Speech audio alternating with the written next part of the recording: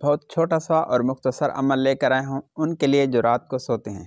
अगर आप रात को नींद करने वाले हैं, रात को आराम करने वाले हैं, तो मेरी बात को ज़रूर सुनना। बिल्कुल मुख्तसर अमल लेकर आता हूँ। मैंने पहले आपको बताया हुआ है, अहले हक़ से जो मैं सुनता हूँ, अहले इल्म से जो सुनता हूँ, करने में मुख्तसर हो, फ़ायदा उसमें ज़्यादा, वो अमल आप तक लेकर आता हूँ ताकि मुझे और आपको फ़ायदा हो।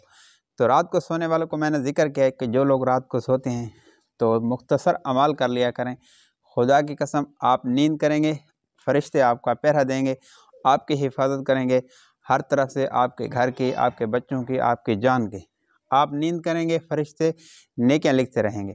वो कौन से अमाल? एक तो बावज़ू सोया करें, वज़ू के साथ मौत आ गई तो शहीद। नंबर 2, आयतुल कुर्सी पढ़ के सोया करें। 33 मरतबा सुबहान अल्लाह और 33 मरतबा अल्हम्दुलिल्लाह और 34 मरतबा अल्लाहु अकबर। और सूरत इखलास, सूरत फातिहा और इसके साथ सूरत इखलास पढ़ लिया करें। ये 11 आयातें होती हैं।